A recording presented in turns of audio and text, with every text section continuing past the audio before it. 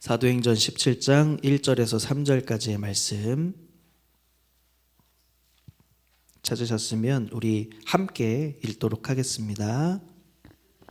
그들이 암비볼리와 아볼로니아로 다녀가 데살로니가에 이르니 거기 유대인의 회당이 있는지라. 바울이 자기의 관례대로 그들에게로 들어가서 새 안식일에 성경을 가지고 강론하며 뜻을 풀어 그리스도가 해를 받고 죽은 자 가운데서 다시 살아나야 할 것을 증언하고 이르되 내가 너희에게 전하는 이 예수가 곧 그리스도라 하니. 아멘. 막을 수 없는 복음의 은혜라는 제목으로 하나님의 말씀을 나누고자 합니다. 우리 옆에 계신 분들과 사랑과 축복의 인사를 나누기를 원합니다. 사랑합니다. 축복합니다. 잘 오셨습니다. 이 시간 하나님의 복음의 은혜가 가득하기를 소망합니다. 복음이라는 건 참으로 놀라운 것 같습니다. 왜 놀랍습니까? 우리에게 구원을 주시는 하나님의 은혜의 말씀일 뿐만 아니라 하나님께서 우리를 그분의 자녀로 삼아 주심을 늘 감사하시죠. 그래서 그 복음이라는 것이 얼마나 귀하고 놀라운 것인지 우리는 모두가 다 압니다.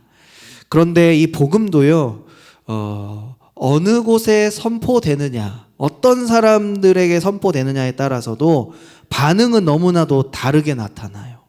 오늘 본문에도 마찬가지입니다. 같은 복음의 메시지이지만 듣는 사람에 따라서 각양각색의 반응들이 나타납니다. 어떤 사람들은 기쁨으로 받아들이고 어떤 사람들은 분노하기도 하고 어떤 사람들은 냉담하게 반응하기도 해요. 우리도 가만히 생각해 보면 이 말씀에 대한 이 반응이 다 다르지 않습니까?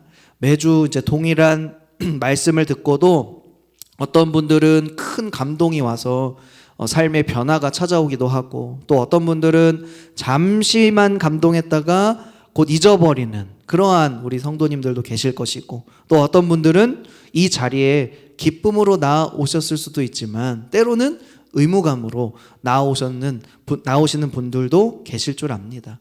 오늘 본문에 등장하는 이 바울의 복음 선포와 그리고 이어지는 상황들과 사람들의 만남 속에서 복음의 다양한 반응들을 우리가 만나볼 수가 있습니다. 오늘 이 말씀을 통해서 복음의 능력과 또 복음이 우리의 삶을 어떻게 변화시키는지 그리고 우리가 어떻게 복음에 반응하며 살아가야 할지를 나누기를 소원합니다. 오늘 사도행전 17장은요. 바울의 전도 여행 중에 2차 전도 여행에 해당하는 부분이에요. 그래서 바울과 동역자들이 빌립보라는 지역에 가서 빌립보라는 곳에서 핍박을 심하게 받습니다. 복음 때문에 핍박을 받아요. 그리고 나서 오늘 우리가 읽은 본문처럼 암비볼리와 아볼로니아를 거쳐 어디에 도착하냐면 데살로니가라는 곳에 도착을 합니다. 지도를 한번 볼까요? 지도를 보시면 위쪽에 보면 빌립보라는 곳이 써 있죠. 빌립보라는 곳이 써 있고 조금만 왼쪽으로 가면 데살로니가라는 곳이 써 있죠. 그 가는 과정 속에서 암비볼리가 있고 아볼로니아가 있는 것입니다. 글자에는 나오지 않지만 그 사이에 암비볼리 또 아볼로니아라는 곳을 거쳐서 데살로니가라는 곳으로 가는데요. 왜 데살로니가가 오늘 집중되어 있느냐 하고 봤더니 이 데살로니가는 굉장히 중요한 곳이었어요. 왜 중요했냐면 마케도니아라는 이 곳의 수도이기도 하고 또 정치적으로 경제적으로 매우 중요한 곳이었어요. 우리나라로 치면 부산이나 서울 같은 그러한 도시라는 거예요. 그래서 많은 상인들이 이곳을 찾아오고 또 여행자들이 오고 가는 국제적인 도시가 어디였다고요? 데살로니가라는 곳이었어요. 우리가 빌립보라는 도시를 생각해 보면 빌립보라는 도시는 로마의 황제 이 아우구스투스의 도시라고 하는 별명이 붙여진 도시였다고 한다면 오늘 이 데살로니가는 어떠한 도시냐면 알렉산더의 도시다 이렇게 별명이 붙어 있어요. 알렉산더가 누군지 아십니까? 알렉산더는 페르시아를 정복한 왕이에요. 페르시아라는 나라는 너무나도 큰 나라죠. 그래서 그 온 나라를 정복하고 통일한 왕이에요. 그러니까 그 나라의 그 왕이었던 알렉산더의 이름을 따서 지은 도시, 별명인 만큼 얼마나 이 데살로니가라는 도시가 큰 도시였고 유명한 도시였냐라고 하는 것을 우리가 알 수 있겠죠. 그래서 지금도요, 이 데살로니가를 방문하게 되면 해변에 이 알렉산더 대왕의 동상이 있다고 해요. 그리고 있는 만큼 역사적으로 중요한 도시였다는 거예요. 이 대도시에 누가 지금 와 있습니까? 바울이 와 있습니다. 바울과 동역자들이 와 있어요. 그리고 복음을 전하기 시작합니다. 그런데요, 중요한 특징이 하나 있어요. 바울이 이 데살로니가에 가서 복음을 전하려면 우리 성도님들 같은 경우는 어떻게 전하시겠습니까? 이 대도시에 사람이 많이 왔다 갔다 하는 곳에 복음을 전해야 한다라고 하면 어떻게 전하시겠어요? 오늘 바울은요, 어디를 먼저 갔냐면 유대인의 회당을 먼저 갔습니다. 유대인들이 많이 모이는 곳, 그리고 유대인뿐만 아니라 하나님을 경외하는 이방인들도 그곳에 많이 모였다고 합니다. 그래서 이 유대인들이 많이 모이는 곳, 그리고 하나님을 아는, 하나님을 경외하고 믿는, 예배하는 이방인들도 많이 모여 있는 곳, 그들이 가는 곳에 나도 한번 가야겠다 라고 생각한 것이죠. 그래서 바울의 선교 전략은 바로 그것이었어요. 사람들이 많이 모여 있는 곳 중에서도 유대인들과 믿는 이방인들이 많이 모여 있는 곳, 그곳에 복음을 전해야 되겠다. 그러면 그들이 그 복음을 듣고 변화될 것이고 또 하나님의 말씀대로 살아갈 것을 기대하면서 갔겠죠. 특별히 이 바울이 이곳에 간 이유 중에 하나는 예수님이 예언된 말씀이 등장한 곳이 바로 구약 성경이잖아요. 그래서 구약에 예언된 예수님을 설명할 수 있는, 말씀을 전할 수 있는 곳이 가장 적합한 곳이 바로 유대인들이 있는 곳, 그리고 이방인들이 있는 곳이에요. 그래서 이곳을 선택했다는 거예요. 바울이 복음을 전할 때에 늘 이렇게 선교 전략을 잘 세워서 복음을 전했습니다. 우리도 복음을 전할 때에 무엇을 염두에 두어야 될까요?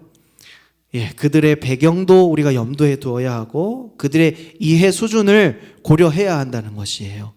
예를 들어 우리의 자녀들이나 우리 손주들에게 복음을 전해야 되겠다라고 하면 어떻게 하시겠어요? 우리 아이가, 우리 손주들이 잘 아는 무엇인가를 통해서 복음이 흘러갈 수 있도록 우리가 알고 이해하고 전할 수 있어야 되겠죠. 그래서 마찬가지로 바울도 그런 지혜를 가지고 오늘 유대인들에게, 이방인들에게 나아갔다라고 하는 거예요. 오늘 본문 속에 등장하는 우리가 좀 눈여겨봐야 할 단어가 하나 있는데 그것은 바로 무엇이냐면 뜻을 풀다라는 단어입니다. 뜻을 풀다. 어떤 뜻이에요? 바로 예수님, 바로 복음이 있는 그 내용들을 풀어서 설명해 주었다라고 하는 거예요. 그래서 뜻을 풀다라고 하는 이 단어의 뜻은 무엇이냐면 열다, 해설하다라는 의미가 있어요. 그러니까 마치 우리가 선물을 받았다고 한다면 선물의 포장을 풀어서 그 안에 내용물, 정말 중요한 것, 핵심, 이것을 드러내 보여주는 것과 같다라는 것이죠. 그래서 이 바울은 구약 성경이라고 하는 이 포장을 풀어내어서 잘 풀어내고 그 안에 담겨진 복음, 그 안에 담겨진 예수님이라는 그 진리, 이것을 보여주려고 했던 것이죠. 그래서 이 말은 또 어디에 등장하냐면 빌립보에 가서 복음을 전했던 장면을 한번 기억해 보십시오. 루디아라는 사람을 만났던 거 기억하십니까? 바울이? 그래서 루디아의 마음을 여셨다라는 이 표현에도 등장을 합니다. 사도행전 16장 14절의 말씀을 같이 읽어보겠습니다. 두아디라시에 있는 자색 옷감 장사로서 하나님을 섬기는 루디아라는 한 여자가 말을 듣고 있을 때에 주께서 그 마음을 열어 바울의 말을 따르게 하신지라. 아멘.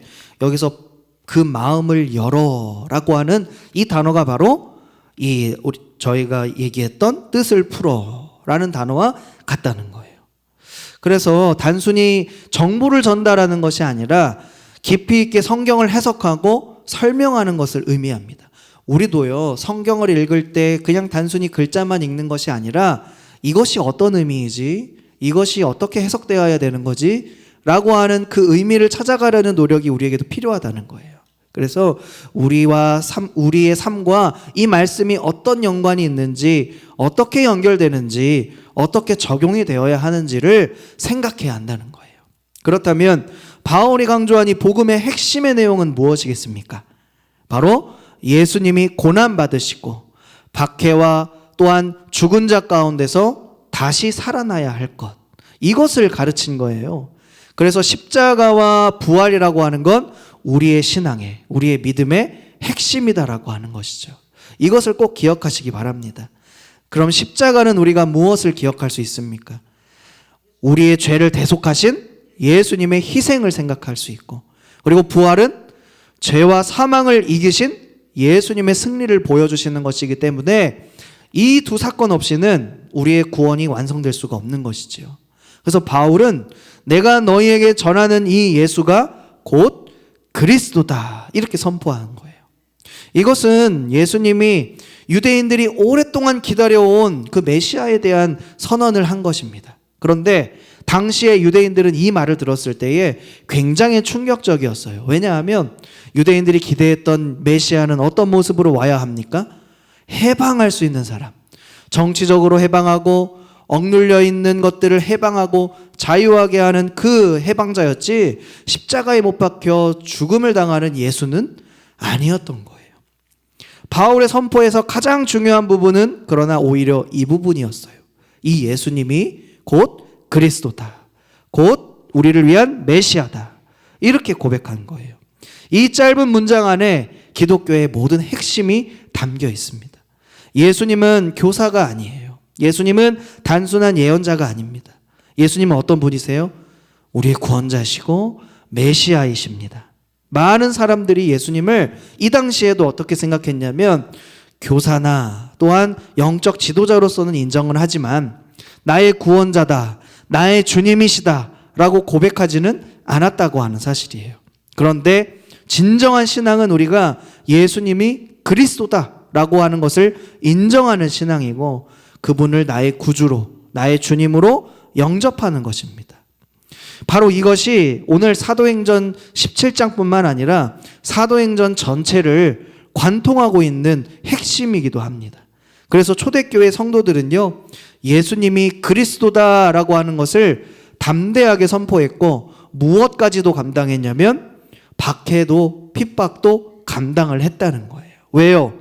예수님이 나의 구원자시니까, 예수님이 나의 주님이시니까 그 모든 것도 내가 감당할 수 있습니다 라고 하는 믿음으로 나아갔다는 거예요.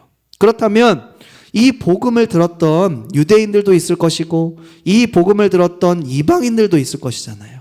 그들이 어떻게 반응을 보였고 어떠한 삶을 살았을까요? 첫 번째는 이 데살로니가에 있는 유대인들의 반응입니다. 그들은 어떻게 했을까요? 격렬하게 반대했어요. 데살로니가 일부의 유대인들은요, 이 바울의 이 선포와 이 메시지, 이 복음에 대해서 시기하기도 하고 때로는 더 나아가서 폭력적인 반응을 보였습니다. 어떻게 그 반응을 보였냐면요, 이 시장에 불량한 사람들을 모은 거예요. 왜냐하면 소동을 일으키기 위해서, 반항을 일으키기 위해서 소동하게 하고, 이 바울과 동역자들을 찾기 위해서 한 집에 침입하게 되는데 그 사람의 이름이 오늘 야손이라고 합니다. 이 야손의 집에 침입해서 아무리 찾아도 바울을 찾지 못하는 거예요. 그래서 그들은 이 야손을 붙잡고 다른 신자들을 끌고 가서 천하를 어지럽게 하는 사람이다, 천하를 혼동하게 하고 어지럽게 하는 사람이다 라고 어떻게 했냐면 상소하고 고발하기까지 한 상황입니다. 이것은요, 복음이 그 기존 질서와 그 기존 권위에 도전할 때 나타나는 반응들이에요. 복음은 이렇게 기득권층들의 이익과 때로는 충돌하기도 합니다. 그리고 반대와 박해가 반드시 일어나기도 합니다. 오늘날도요, 이 복음이 전해지면 때로는 강한 저항에도 만나지 않습니까? 부딪히지 않습니까? 어쩌면 우리가 복음을 전할 때에 우리 가족들에게 전한다고 한번 생각해 보세요. 가족 중에서도 이렇게 강한 저항으로 우리와 부딪힐 때가 있단 말이에요. 그럴 때 어떻게 하십니까?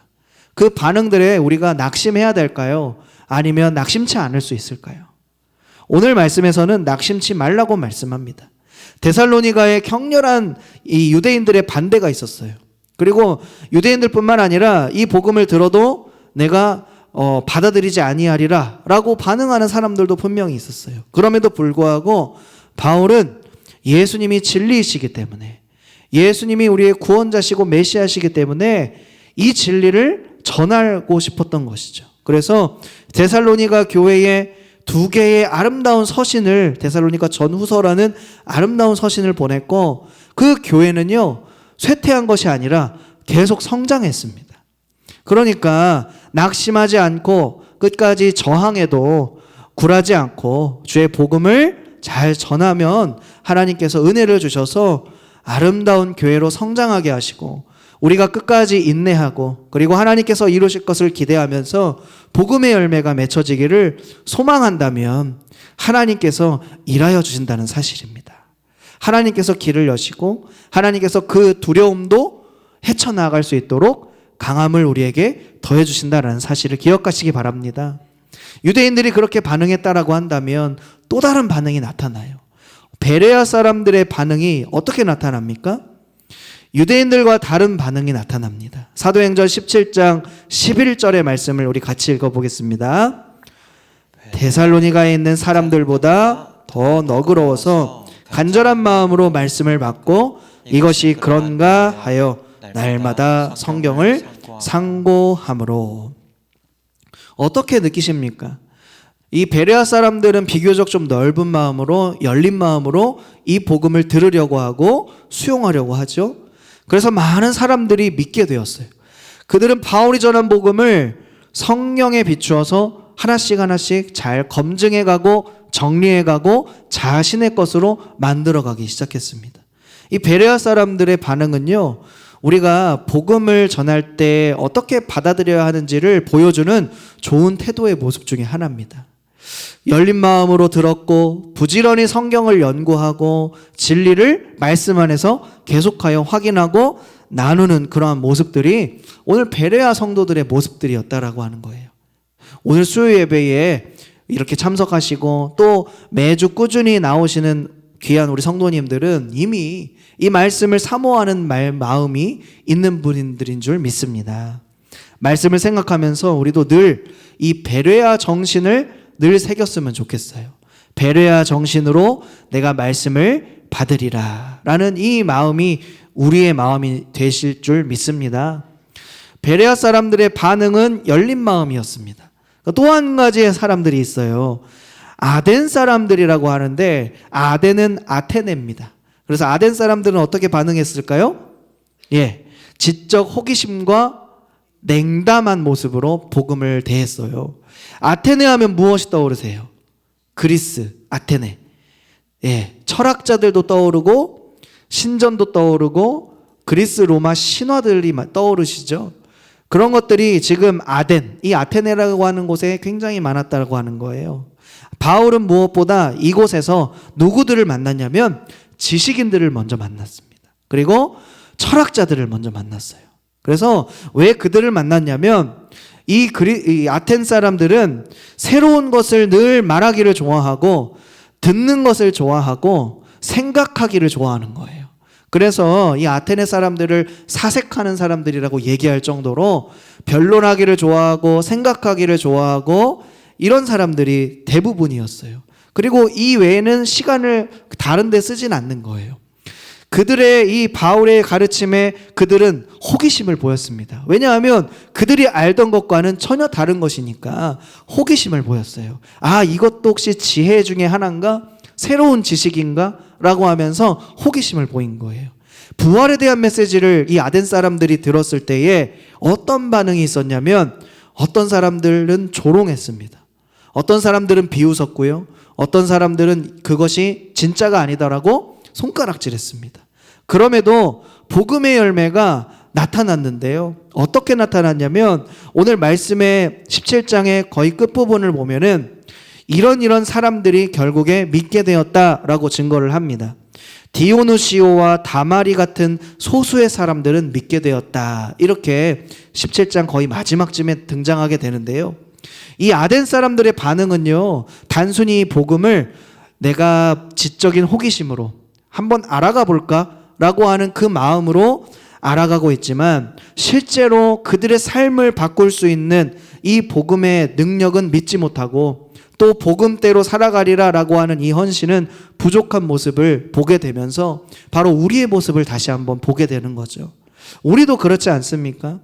우리도 복음을 듣기는 듣지만 이것이 지식으로만 쌓여가고, 이것이 우리의 알매만 멈추고, 우리의 삶을 바꾸는, 우리의 삶을 주님께로 헌신하는 그러한 모습으로 바뀌어가고 있진 않는다라고 하는 모습을 우리가 돌아보게 되는 것이죠.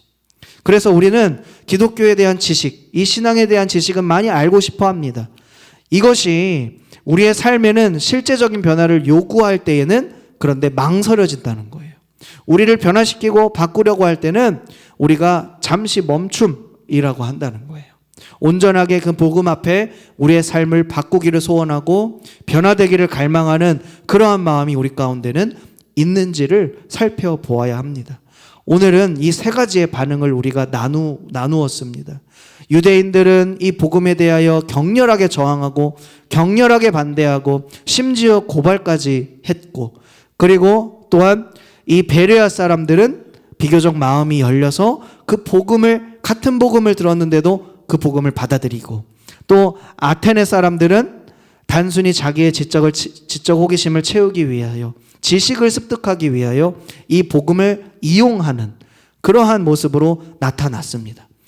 우리에게는 어떠한 복음의 이 이해가 필요합니까? 우리에게는 어떠한 이 복음의 적용이 있어야 되겠습니까? 저는 이 반응들을 보면서 말씀을 같이 정리하고 기도하기를 원합니다. 우리가 17장의 이 말씀을 보면서 복음의 능력을 보게 되고, 또 바울이 전한 이 복음의 핵심의 내용을 우리가 알게 되었고, 또 다양한 반응들을 우리가 보게 되었습니다. 바울이 데살로니가에서 선포한 이 복음은요, 단순한 어떤 정보나 이론이 아니었어요. 그것은 바울이 뜻을 풀어 전한, 그리고 예수 그리스도의 죽으심과 부활에 관한 능력 있는, 생명력 있는 하나님의 온전하신 말씀이었어요. 메시지였어요. 이 복음은요, 어떠한 경우에는 격렬하게 반대를 일으키고, 어떠한 경우에는 진지한 탐구와 믿음으로 이어졌고, 또 어떤 경우에는 지적인 호기심만 자극하고 멈추는, 거기에만 그치는 모습을 우리가 보게 됩니다. 오늘 이 반응은요, 그때에만 일어난 반응이 아니라 지금 이 시대에도 일어나는 반응입니다. 우리의 가까운 가족들에게도 마찬가지고, 자녀들에게도 마찬가지고, 또 우리의 동료와 이웃과 우리의 친구들에게도 마찬가지라는 거예요. 그런데 중요한 건 우리 자신은 어떤 반응을 보이고 있냐는 거죠. 우리는 이 복음에 대하여 적대적으로 나아가고 있습니까? 아니면 베레아 사람들처럼 날마다 이 말씀을 상고하고 진리를 추구하며 살아가고 있습니까? 아니면 아테네 사람들처럼 단순하게 내가 지식만 쌓아가고 내 삶의 변화는 있지 않은 채에 그렇게 살아가고 있습니까? 복음은요, 결코 막을 수 없는 하나님의 은혜입니다.